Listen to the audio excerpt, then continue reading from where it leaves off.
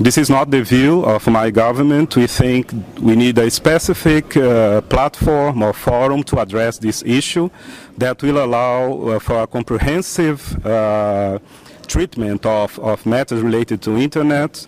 We understand that those institutions and forum I have expressed, they make a very important job. They are dealing with important elements of Internet governance, but they do not provide for a comprehensive view. And IGF is very important, and we value the role of IGF. Brazil has hosted the second edition of IGF, and we would like also to propose to host another edition in the future. So we value IGF, but we do not think that IGF performs the role that was assigned to enhance cooperation, because IGF is not a decision-making body, is not issuing recommendations. So from the point of view of public policies, government in their roles are asked to perform. We still feel this gap. So how do we envision that we go about this? Our government, the Brazilian government, favors that a working group would be established to further develop ideas, to collect views on how to implement the concept of enhanced cooperation. We have worked very hard with other parties in the context of the last Commission on Science and Technology for Development, last May in Geneva.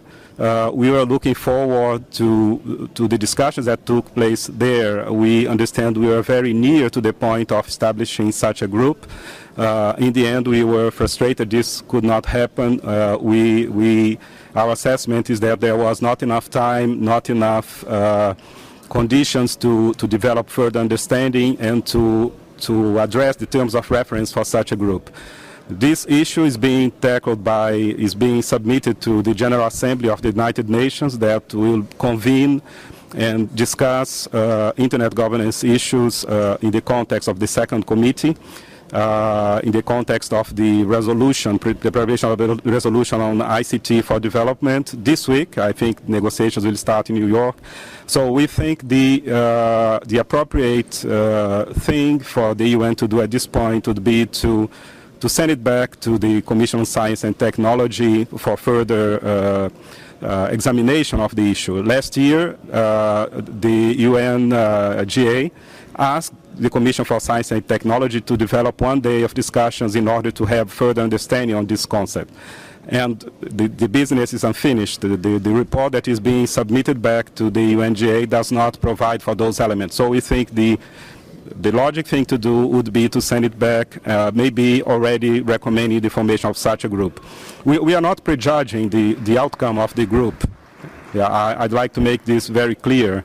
We, as I have said, we understand there are different views, different approaches to this.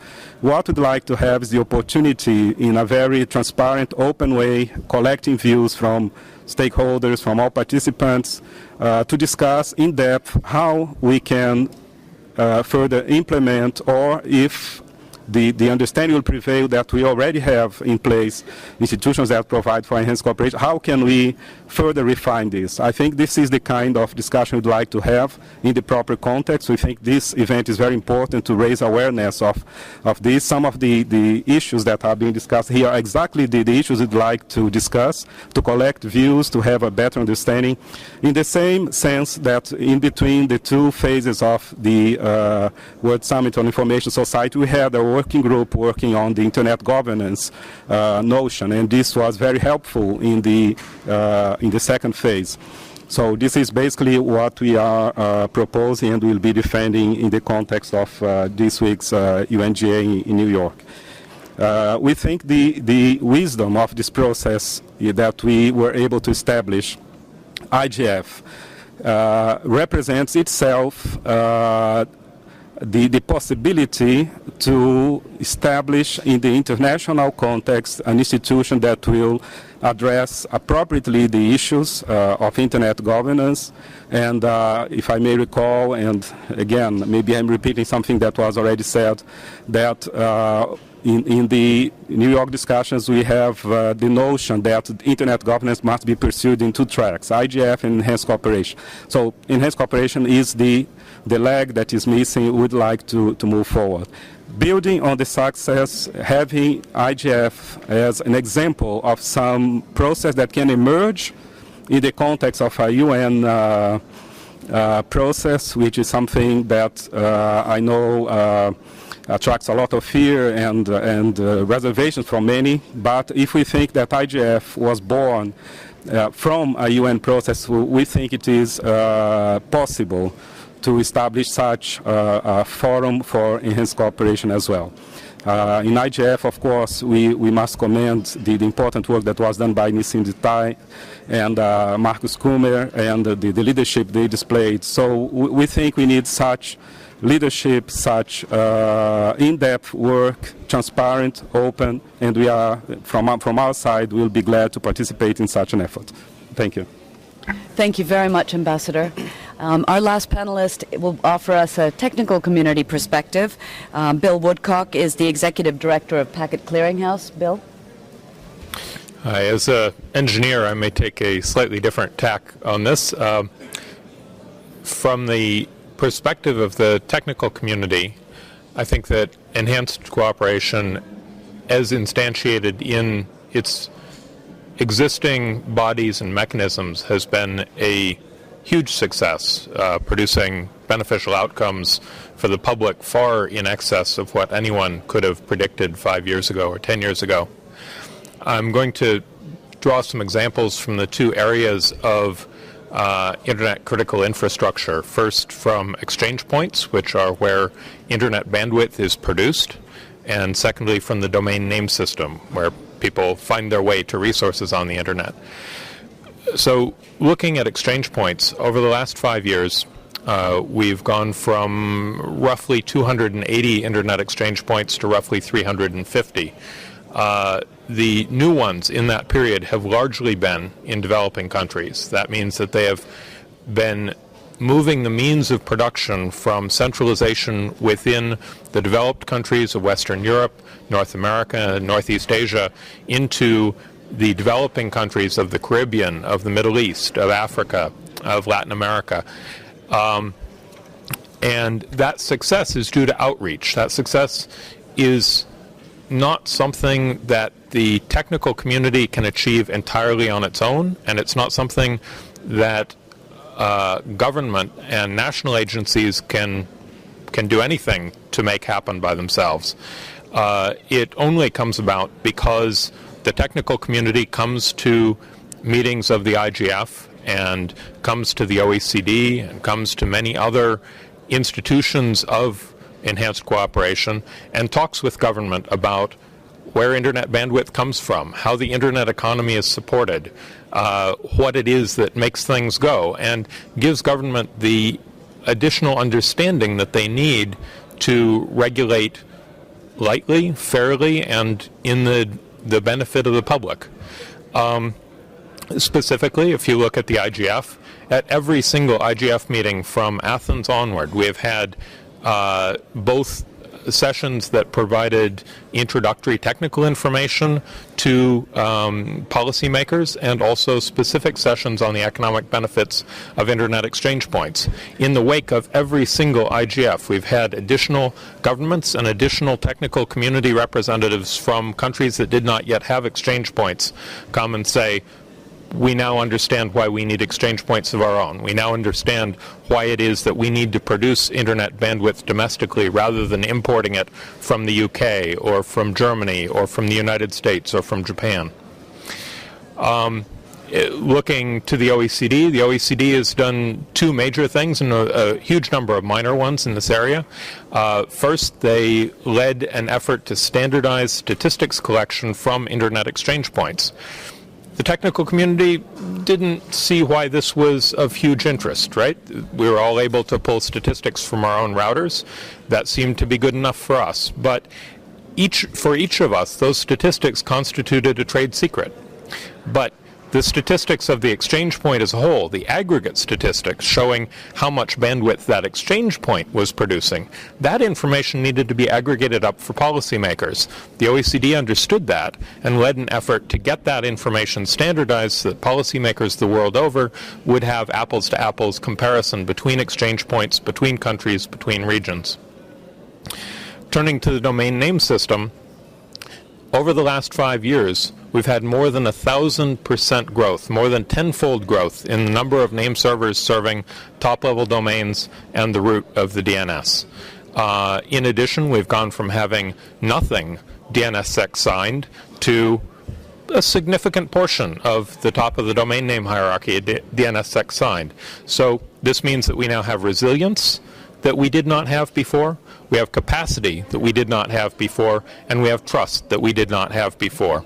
None of these things would have happened without cooperation between the technical community and government. Looking specifically at this spring, there was an attack announced against the root of the domain name system in the middle of February. In 6 weeks, the private sector spent almost $150 million preparing for dissuading, mitigating that attack.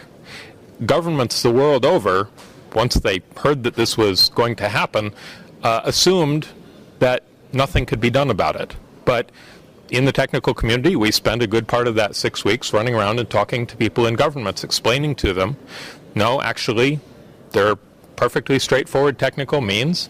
The internet community produces revenue and spends that revenue to defend itself. You don't need to come up with money. You don't need to take action. All of this is being taken care of. Here's how, here's why.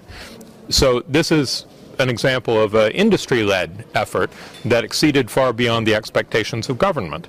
And again, technical community and government working together have been able to achieve a growth of the internet that was not anticipated and could not have been predicted 5 years ago. Thank you very much, Bill.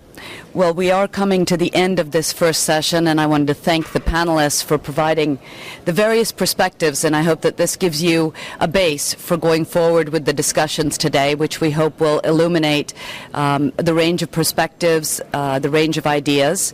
If there are one or two questions, we can take them, and then we'll move on to the next session. I see a hand up. If a microphone could be given to Alejandro Pesante, please.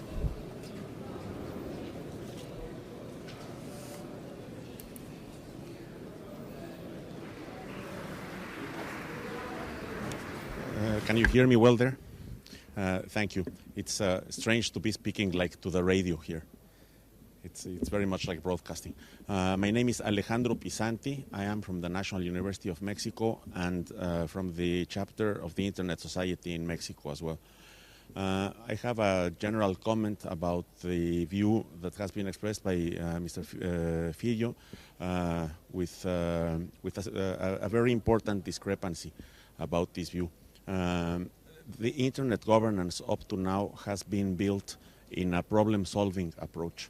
You have completely different mechanisms, even with sometimes the same stakeholders, but represented by different persons or different departments of the company or the government because of the relevance for each of the issues. So the domain name system has engendered a set of tools for internet governance, fighting spam, with what limited success there is, has different tools, the anti-phishing working group or the mail anti-abuse working group and so forth. Intellectual property is a completely different field. And I have the general sense that the only way to continue to build internet governance towards a more comprehensive and integral approach is to let these specialized organizations do their work with the people that have the knowledge and the interest to make them work.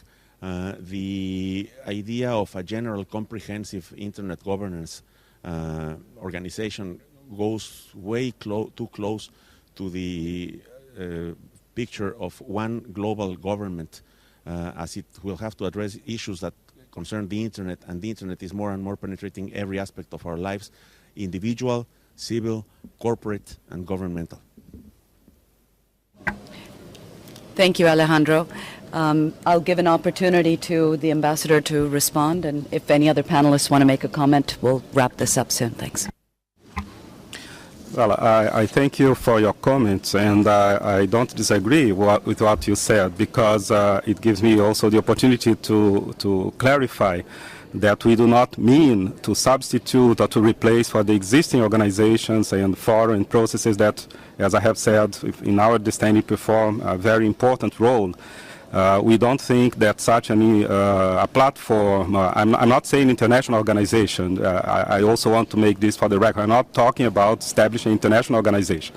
I was saying of establishing a platform or a process for discussion, which is something completely different. Because, as we know, it is not also settled, as Carlos Afonso was saying, how the multi-stakeholder dimension will be there. This is something we are open to discuss. What I was saying is that in addition to what we have, and this is the gap we feel that from the point of view of government, is a place in which we can discuss with a in a policy-oriented way, in a comprehensive way, issues that deal with security, human rights, privacy. That there is not such an organization, not an organization, but a platform or a process, a forum that allows government to discuss things in an integrated way with a focus on public policy. So we are not talking about replacing or getting rid of anything that is there, substitute, but of giving another tool. And from the perspective of governments, and my government feels there is a gap as we look into the overall international structure. Thank you. Thank you, Ambassador. I see two hands. We have Erica Mann from the audience, and we have Carlos Afonso on the panel, and Yanis Karklins. And then I do think I'm going to have to wrap up so the next moderator can start the next session. You can save your comments. I'm sure they'll be relevant for the sessions the rest of the day. So with that, I'll go to Carlos first, and then to Erica. Very quickly, just to endorse the proposal made by Benedito. This working group, I think, is quite important, and I must say that the APC itself, the Association for Progressive Communications, in May also presented a similar proposal. Thank you, Carlos. Erica?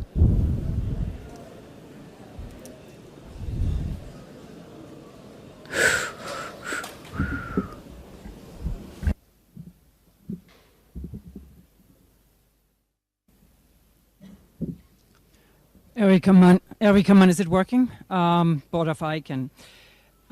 Just let me maybe make two observations. I think from the government point of view, I think you're right. Something is a vacuum, something is missing. And we all know this, and we try to fix it in different ways. I mean, we have the governance, the advisory body. Here we work and cooperate with you together. And when you look around in the internet ecosystem, there are different ways how we try to fix it. But I think it's an illusion to think if you build something new, this will fix it. So if you build a new, forum, you just create another level where you will be, disconnected from what you actually want to achieve. So I think there may be two ways of approaching it, or maybe three ways of approaching it. So first, I think what we need to do, we have to bring some kind of operational understanding between all of us what we are doing in our different fora, so that we truly understand who is responsible for what. Somehow we do it, but it's still a fragmented understanding, between all of us. So operational understanding, a strategic and operational understanding, and then we need to see the gaps between us. So what is missing, and how we can fix it between the already existing bodies. And then I think what we want to do is to build on top of it, or on the side, we need to have a regular dialogue with governments. I fully agree with you, but I rather would prefer to have it included in this existing IGF instead of creating something new and on top of it. So the only thing you maybe would want to have to do, so that you can be present here and you have your own meetings, so the typical Chatham House style of meetings, which you need, because, there's some certain issues you want to discuss, certainly more between yourself, which is understandable.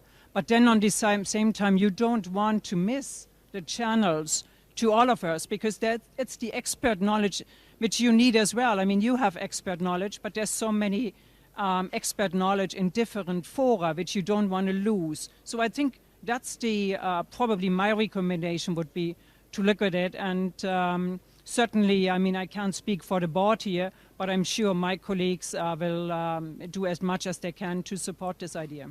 Thank you so much. Thank you very much, Erika. The last comment, would you like to respond, Ambassador? And then the last comment will be from Yanis. Thank you. Well, I thank you for this comment, and I think this is exactly the kind of thing we'd like to hear. I'm very glad that you have spoken this, and again, I cannot disagree with you. I think we have this notion we need some platform. As I have said, we are not prejudging, we do not have a complete formula for this. Maybe the right way would be to resort to the existing institutions and to refine them. This would be one opportunity. This is not the approach my government is taking for the moment, but we are open to views.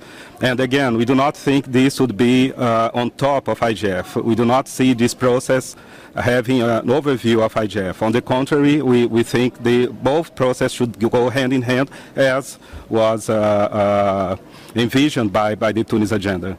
So I think this is exactly the kind of inputs and discussion we'd like to have in the context of this working group. And we are not prejudging the outcome, but we think we need an in-depth discussion on how to make it work better. And I think I'm very comfortable in saying this because in Brazil we really practice multi-stakeholderism. I think the government is fully committed to this. So when I'm saying this, I know I have not only the full endorsement of what we are doing at home, but also the kind of thing we want to do to have seen abroad. But again, from the point of view of government, we feel this gap and we'd like to have an opportunity to further discuss on how we should go about it. Thank you. Thank you, Ambassador. Lastly, I turn to Yanis Karklins. Thanks. So thank you, Isha. I think this discussion is a perfect example how compromise formulation at the end of negotiations lead to rather confused implementation process as a result. But jokes aside, I think this discussion also revealed that we are much further in our understanding on notion of enhanced cooperation, where we always need to return to the source and then see.